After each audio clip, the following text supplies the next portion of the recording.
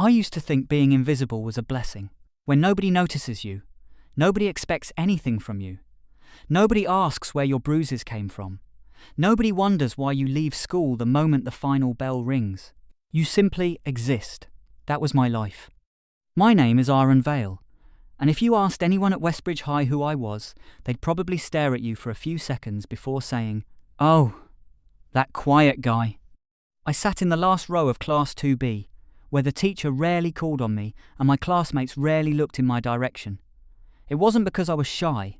It was because being noticed usually hurt. The classroom buzzed with laughter as everyone crowded around a phone. Did you see that fight? He knocked the guy out with one punch. I wish my videos got that many views. I looked away. While they talked about viral videos, I was wondering whether I had enough money left to buy my sister's asthma medicine after my shift tonight. Those were the kinds of thoughts that filled my head. Not popularity, not girlfriends, not becoming famous, just surviving another week. The classroom door slid open. Our homeroom teacher walked in with someone beside him. "Everyone, this is our new transfer student." The boy stepped forward confidently. He had neat black hair, calm eyes, and the kind of smile that made people trust him instantly. "My name is Kai Mercer. Nice to meet you." Within seconds, people were welcoming him like he'd been part of the class for years. I lowered my eyes to my notebook. Some people shine the moment they enter a room. Others disappear even while sitting in it. I belonged to the second group. Lunch break finally arrived. I climbed the stairs to the rooftop, carrying the sandwich I'd made before school. The rooftop was the only place where nobody bothered me. Or so I thought. The metal door slammed open. Well, I didn't have to look up. I recognised Rex Donovan's voice immediately. 3 pairs of footsteps echoed across the concrete. "There you are." I sighed quietly. "Can I just eat in peace?" Rex laughed. "You hear that?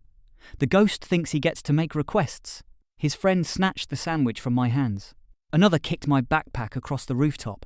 Books, notebooks, and a small photograph scattered across the wet ground. My heart skipped. "Not the photo. Please." Rex picked it up before I could. He stared at it. "So this is your little sister?" My hands trembled. "Give it back." He smiled. "Oh, you've got some courage today." He tossed the picture toward a rain puddle. Without thinking, I ran. Before I could reach it, something slammed into my chest. I hit the ground hard. Laughter filled the rooftop. I lay there, staring at the grey sky. I wanted to fight back. I really did. But every time I tried, fear won. Then someone opened the rooftop door. The laughter stopped. I looked up. The transfer student, Kai. He looked at me, then at Rex. "You need 4 people to bully one guy." For 1 second, I thought someone was finally going to help me. Rex smirked. "You got a problem?" Kai shrugged. "Not really." He turned around and walked away.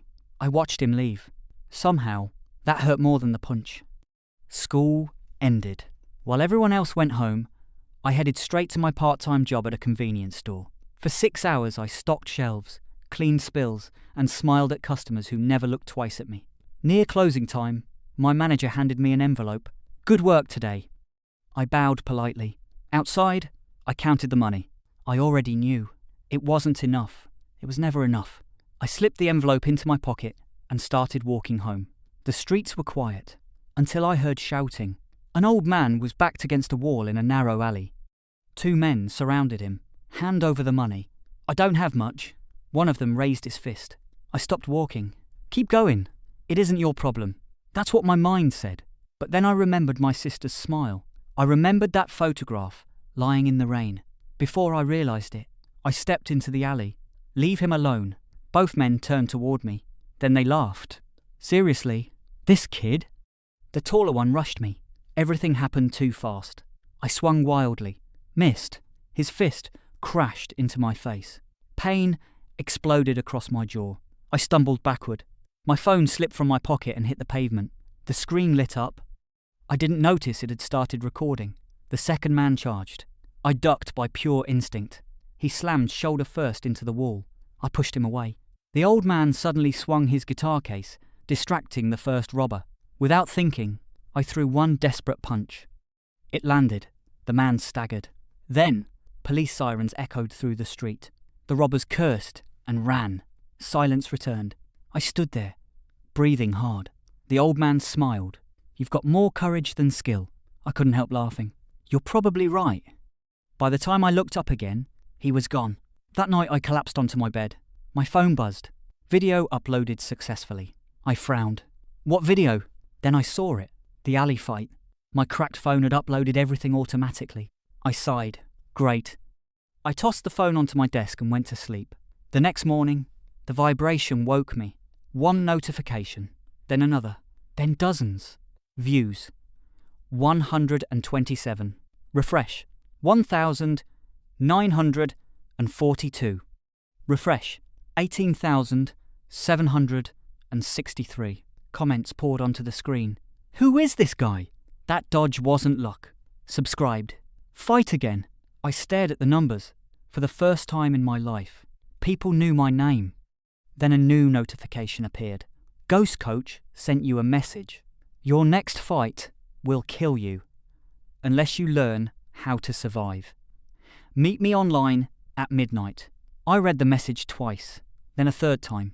Somehow, I had a feeling my life had just changed forever.